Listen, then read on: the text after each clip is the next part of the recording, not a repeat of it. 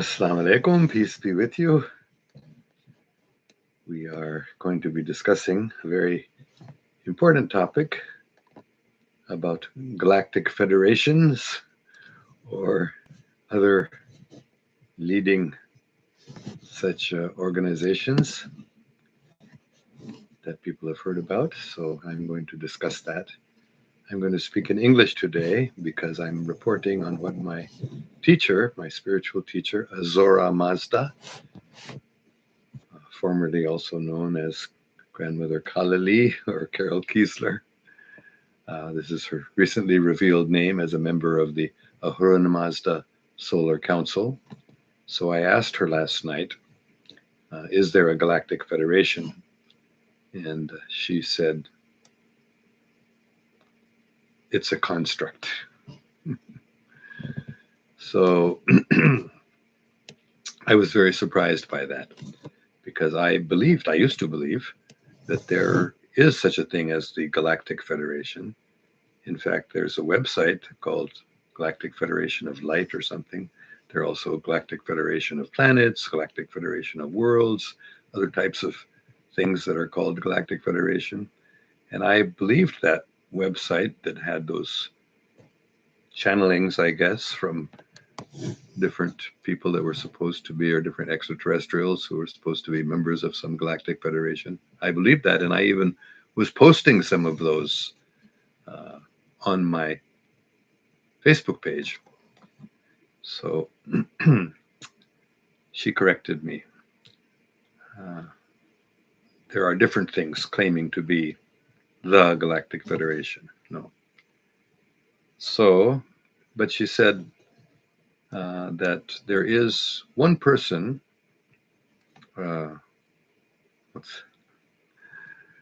who has presented himself as the founder or someone who started a Galactic Federation. And she says that person is a real person, but it's not what he says. The Galactic Federation is not what he says and what I used to believe. Anyway, we won't go into those details, but she said something else very, very interesting. She said, in addition to those things claiming to be a Galactic Federation of worlds or planets or whatever, she said there is also a real federation or council, I guess you should say, of Anunnaki from the planet Nibiru. I'm not sure what this planet Nibiru is, if it is a planet going around our sun, or if it's a sister sun to our planet, or exactly what it is. I'd have to ask her that because I don't know those details. But she said there is a council which has 12 members, and she didn't say anything more about it. But she said there is also the Ascended Masters. So I'm well familiar with the Ascended Masters. And I've studied quite a few of their books. And they seem to be very good people. And one of them, I don't know if it's the main Ascended Master or what, but very, very old, that is hundreds of millions of years, I think he has been active. And that is, he is called Ahura Mazda. So Ahura Mazda is a name of God in the Zoroastrian tradition. But in addition to that, Ahura Mazda is a real person, not just a name of God, but he is a person. And he is not the supreme source of everything, but he is a very, very great, powerful, ancient personality who actually saved our planet. This is my understanding, and I think she agreed with that.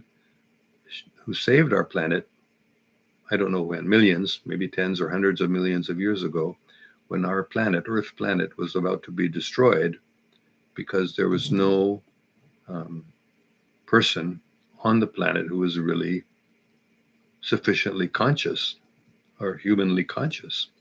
So the planets are meant to have conscious living beings on them. So because nobody on the planet was very conscious, so they was going to be destroyed. But Ahura Mazda stepped forward and said that he would sacrifice himself, his accomplishments, to save the planet Earth from being destroyed. So he did that, and over a long, long period of time, he has been um, active, and he has saved our planet as we see it now. And he has guaranteed that it will not be destroyed, but it will be, he will make sure that it progresses, evolves, and it's been very, very wonderful, very successful to the extent that we see the situation we have now, which, although it seems very critical and a great challenge for all of humanity, and many people think that what's about to be destroyed, there might be a world war in which we destroy ourselves. Um, but Ahura Mazda has assured us otherwise. So this Ahuran Mazda Solar Council, which Azora Mazda is a member of, and which is concerned with the spiritual development of our entire solar system. This is another council. So there are many, many councils. There are many different types of spiritual councils or administrative councils on different levels of existence. And I myself, in what year was that? I'm just trying to remember the year now. But I was once taken off planet to a meeting of some sort of interplanetary council, which was especially looking after the affairs of the Earth. And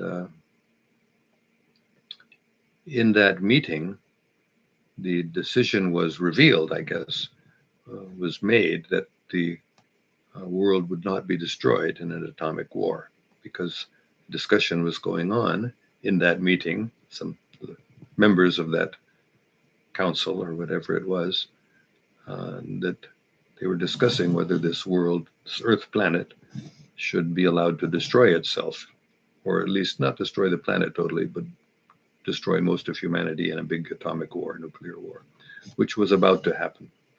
And then they were about to make this decision, and it looked like the decision was going to be made to allow the planet to have an atomic nuclear war, nuclear holocaust, which they said they had previously prevented. But now they were thinking we should allow it to happen. Because they said, some of them were arguing, that it will be good for humanity because it will wake humanity up. If there's a nuclear war, it'll wake up. And if we had not prevented the nuclear war before, then humanity would have awakened. Humanity still sleeping, they said. But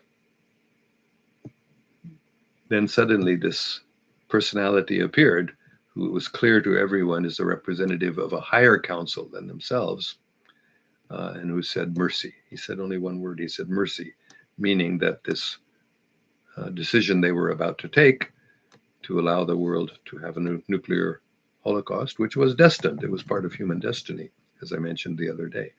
But then the decision had been made from higher authorities than themselves that no, you cannot make the decision to allow the Earth to be destroyed or to allow the humanity to have a nuclear holocaust, because higher authority has decreed mercy. So that was prevented. So this was decades ago. I don't remember right now exactly when it happened. I guess it was in, I'm sorry, my memory is not very clear. It was,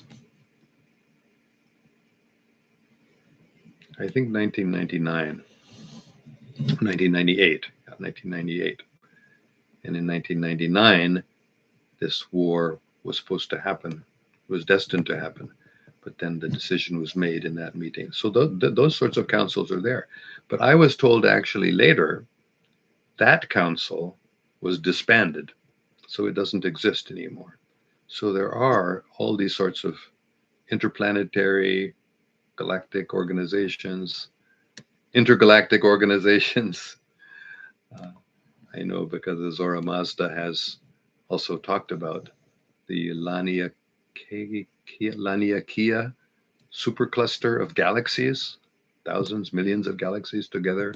Another organization, much, much greater, which she has, I don't know, attended maybe or been to or is part of that organization also. But in any case, I'm getting a little off the track now. There is a Galactic Federation that people have claimed existed, but it's a construct. There are many different Galactic Federation type organizations, but the one that most people, that I myself used to believe was the Galactic Federation, that is not true. So that was a very important lesson for me to learn last night. And I'm very, very thankful to Azora Mazda. And we should all be very thankful to her for correcting that misimpression that many people had, including myself. All right, let's see if there's anything else I should say before we go to the comments and questions. I think let me just conclude by repeating these three things. When I asked if there was a Galactic Federation, she said that is a construct. That was one thing. But then she said there is a Niburan Council, which has 12 members, and which is the Anunnaki Council, which I know very little about. And third, there is the Ascended Masters, which is another, sometimes called a Great White Brotherhood, which is another organization, sort of like a galactic or interplanetary or some, organization, which especially, not only, but especially has been concerned with our planet and right now is very active, uh, trying to bring and succeeding, I think, in bringing humanity together to prevent a major catastrophe that would destroy our planet. Okay, so let me look at the comments now. We have quite a few already. Zain Invincible, Zain 144 says, "Greetings, sir. Good topic. Thank you very much. Very important topic, yes, very, because there's been so much confusion about this topic of the Galactic Federation." And Marine Khan says, "Assalamu alaikum, Babaji, wa alaikum salam." Marine Khanji. And Zain Invincible goes on, "I heard that Galactic Federation is deception by Israel. White hats and QAnon is also psyop by Israel. Most people lost interest." So there's several things here. Um, there may be some deception by Israel of a creation of a Galactic Federation. I don't know. But I'm sure there are other organizations beside that one that you might be talking about. And Zain goes on that white hats and QAnon is also psyop by Israel. Well, I don't know about that. I can ask Azora Mazda about it, but I don't know. I have heard about QAnon and I read some of the books about it, and I never thought it was a psyop by Israel, but I really don't know myself. It may be. You know. So next is TXCVNV says, "Babaji, how do you manage to be always so calm and contented? I get angry and irritated and hurt very easily. Any advice, Babaji? How to overcome this, Babaji?" Well, I sometimes get irritated and hurt also and angry. Maybe not so much, but yes. So how to overcome? Well, I guess deep breathing. When I get angry or upset, I usually take deep breaths and go into a meditative state. I pray or do zikr or some spiritual practice to keep my mind calm. Deep breathing is very good, very easy to do. So that's one thing I would always advise. So those two things, do deep breathing and do zikr. Okay, let's see. Fun Knowledge says, "Assalamu alaikum, wa alaikum salam." Fun Knowledge. Zain says, thanks to Azora Mazda for clarifying about Galactic Federation. Yes, I thank her very, very much, because that was a big mistake I made, believing in that so-called Galactic Federation. So I'm happy to get freed from that. So I'm also thanking her for that. Funti 11 says, Assalamu alaikum, how is your routine in daily life? Wa alaikum salam, Funti. Well, usually I get up early before, or by around 5 o'clock, quite a while before sunrise usually. And the first thing I do when I get up is I go to the bathroom, brush my teeth. I may take a shower, or else at least do some sort of ritual cleansing, you might say, washing hands and face and mouth, and maybe doing not necessarily full wuzu, but I do most of a wuzu. And then I make my bed and I sit and I meditate. And I do deep breathing first for at least 15 minutes, maybe half an hour. I do deep breathing, just focusing on my breath coming in and out, and that very good deep breathing calms your mind. Deep, very deep breathing. That itself helps your mind become calm. And then I do zikr, at least not only 4, but maybe even a dozen different languages. I recite different prayers or names of God. And then I go to my daily duties, which includes working in the garden, watering in the garden, feeding our cats, and but my main activity is working in the garden. And then I meet with Azora Mazda usually, and we may talk or discuss our activities for the day. And then that's the main thing that I'm doing now these days. We may go somewhere, do something, have certain appointments, medical appointments, or other types of activities we do. And then I may do some writing. Of course, I do my live chats now. I've returned to doing that every day. So I do often some gardening before this live chat, and then I will do more afterwards. And of course, then I will have my breakfast. And so I don't know what much more of my routine of daily life I should talk about, but that's basically what my life is. So thank you very much for your good question. And H. Hassan Q17 says, Assalamu alaikum, sir. Wa alaikum salam, ji. A few Eastern philosophers, such as the New Age spiritualists, suggest the idea of multiple lives, incarnations. The Abrahamic faiths imply that we only get one life. There are plenty of people from the Abrahamic faiths who also talk about multiple lives, not only one life. In fact, when I was in high school, more than one, there were several people, but the mother of one of my classmates would talk about multiple lives, reincarnation. In fact, the principal of my high school, it was a Christian high school, his wife also, she wouldn't talk about it very openly, but she definitely believed in the idea of multiple lives, although she was not only a Christian, but she was a very, very good Christian. And her husband had a very responsible position in the Christian schools, so she indicated this very clearly. She believed that her brother, who had died young, had come back. Anyway, so there are Christians, there are people, certainly in Islam also. In fact, if you read Jalaluddin Rumi, he talks about multiple lives, not only as human beings, but multiple lives as, as a, I guess, crystal or rock, and then as a plant, and as an animal, and as a human being, so there are many lives. And he said, what do we lose by dying? Because whenever we die, we come to maybe even higher life. So there are many different people in Abrahamic faiths also who do believe in multiple lives.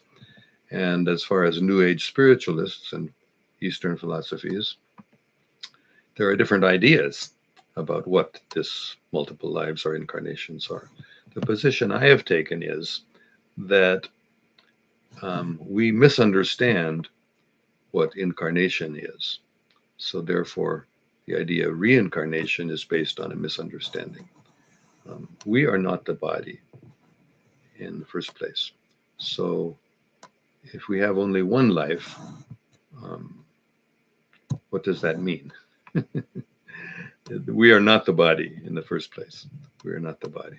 So it's more like a dream, one person having dreams. So you have different dreams. Different nights you go to sleep, you have different dreams.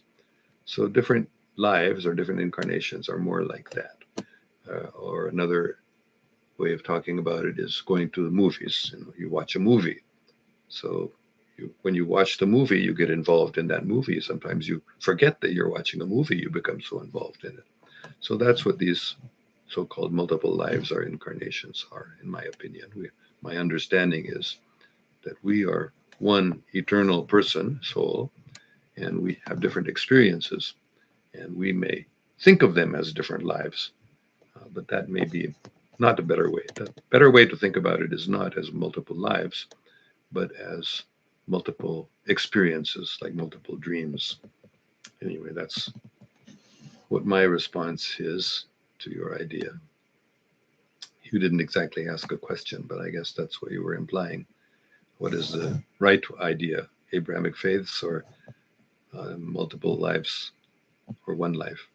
So I think there definitely are multiple lives, but not the way most people who think about reincarnation think about it.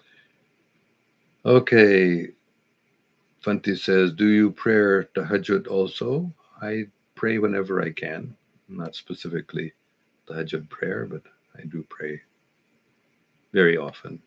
All the time, I try to be in a prayerful mood all the time. And Amir Muhammad YouTube channel says, Assalamu alaikum. When we comment, do you get to like an idea about how and what we are like when we comment? Maybe our status in the world or with God? Um, I may get some sort of impression like that, but not very clear and not necessarily. H. Hassan 17 says, how would you reconcile between these two disparate ideas? Okay, so that's what I thought you were asking. So I think I already answered that when you asked it previously. So H. Hassan says, thank you. We saw when I had answered. Fatima Shabazz says, Assalamu alaikum, sir. What do you think about 6G and implantable technology? Wa alaikum salam, Fatima Shabazi. Well, I think it's very dangerous. We have to be very, very careful. 2G, 3G, 4G, 5G, 6G. More and more control over our consciousness is being attempted by these different systems. And implantable technology is the latest, and it's related. 6G and implantable technology. They are just trying to, that means satanic forces are trying to gain total control over us, over our thinking. So it's very dangerous. That's what I believe. And I think we should be very, very careful. And we should try to avoid it as much as possible in terms of how it can be unintentionally, we may unintentionally allow our consciousness to become controlled by these. So we need to be we need to learn a lot about what this technology is all about and what its purposes are.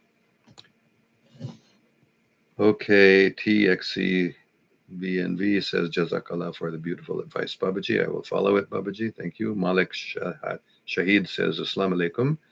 May God's mercy and blessings be upon you. Thank you very much.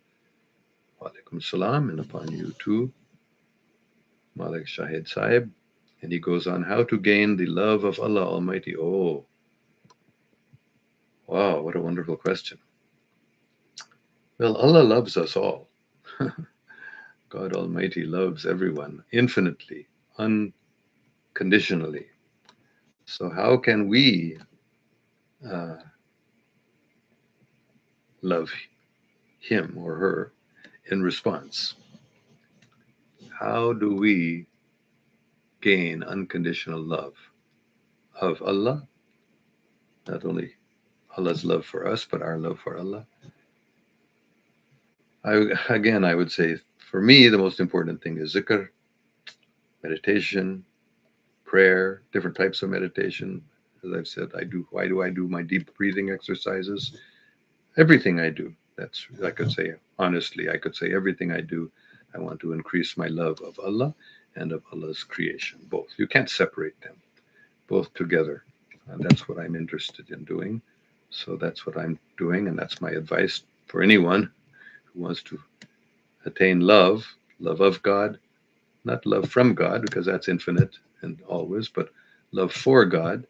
We can increase our love for God by prayer and meditation, zikr, and being kind and loving.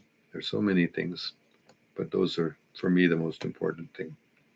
Just be sincere. You have to be pure in heart, sincere, and pray from the depths of your heart. Do zikr. When we call on names of God or names of God's elevated devotees, we can say God's exalted Muslim or exalted Christian or exalted Buddhist or exalted Hindu, whatever the great saints we want to call them, their names are also holy. And reciting those names also benefit us. That is also zikr. So that's my practice and my recommendation. Do zikr, try to be kind and loving, follow whatever good advice you get from saints, and try to associate with saints as much as possible. Those are very good practices for gaining the love of Allah and or increasing our love for God. Abdul Alim says, please pray for my son for closeness to Allah. Oh God, please bless the son of Abdul Alim Satari to be close to Allah. Yeah. And let us all pray for each other.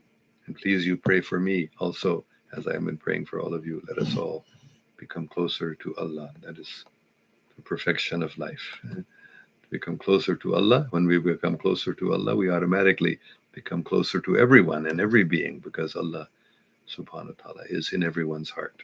So automatically, as we increase our love for God, we increase our love for all of God's creatures, in whose hearts God is present. So wonderful. Thank you. It's a wonderful prayer. Oh, she says, or he says, Hamza is the name of the son. So, oh God, please bring us Hamza, the son of Abdul Alim Sattar, close to you. That is my prayer for him and for all of us. And Fatima Shabbat says, Sir, why did you move to a smaller town? You once said you were told to. Well, I guess the main reason I moved here to Esparto, well, it's a long story, but some friends of mine and I were wanting to move to the country just to have a more spiritual community, be more peaceful, and have our own community where we could grow our own food and get away from the rigid control of life that cities seem to practically force upon us. So definitely, I got this advice from both higher authorities, embodied higher authorities, and also spiritually present higher authorities.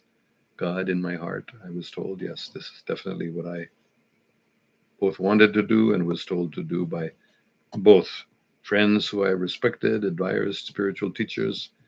So I think everyone, it's much better for spiritual life to live in a smaller town. It might be better for if you want to do teaching work, preaching work, It might be better to be in a city because then more people around and better. But I wanted to be in a more peaceful place, so that's why I wanted to move to a smaller town. And I definitely have felt much more peaceful here, and I do. Whenever I go in a city, I feel the tension. It's clear.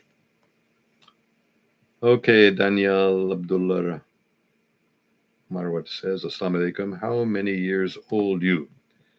Well, I am 80 years old in the way of counting in Pakistan, in India, and most of the world, I think, but certainly many parts of Asia.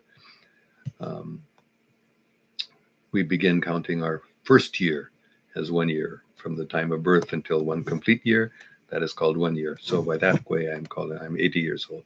By the Western way or the American and European way of counting, I'm 79 because your age does not become one until you're after 1 year old. So that's how many years old I am.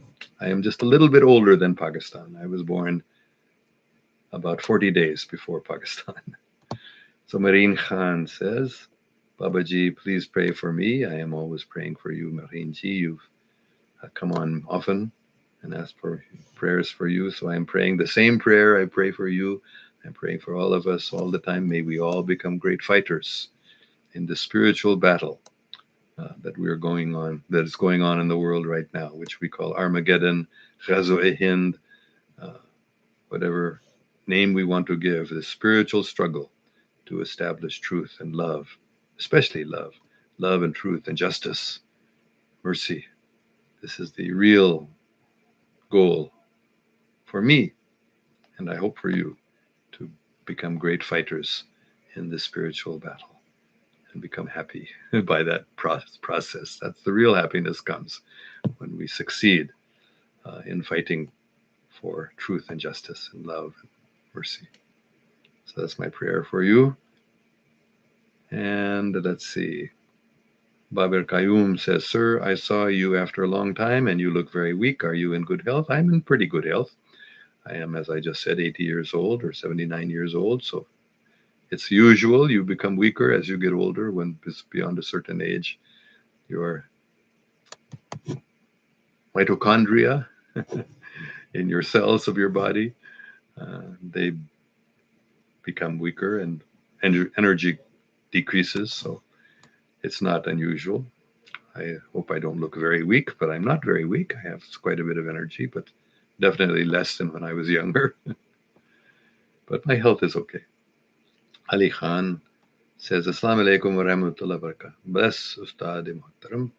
Thank you very much. Wa alaikum salam wa rahmatullahi wa barakatuh. And bless to you too, Ali Khan Sahib. And he goes on, Sir, the zikr that you do in other languages, please share translation for it too someday. I have many times shared those translations. And I'm sure it's on I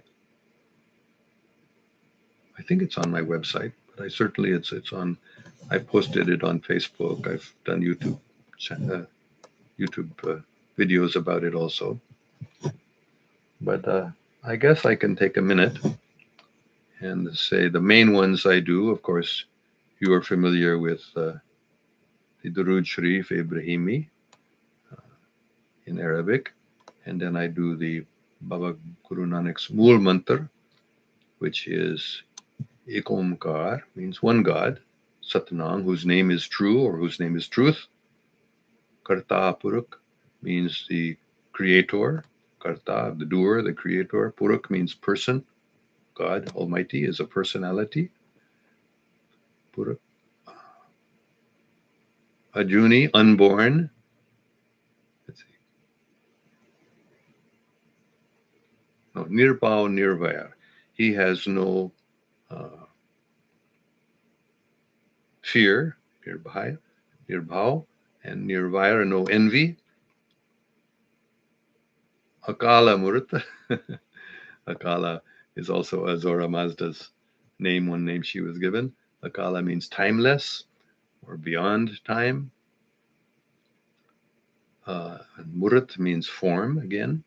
So it means that Allah subhanahu wa ta'ala not only is a personality, but also has form. Hakala Murata. Murata means form. Ajuni means unborn. Saibhang means self-sufficient, depends upon himself, not upon anybody else. And Guru Prasad, the mercy of the Guru, the mercy of the teacher, is how we get the mercy of God and how we get to realize and understand God.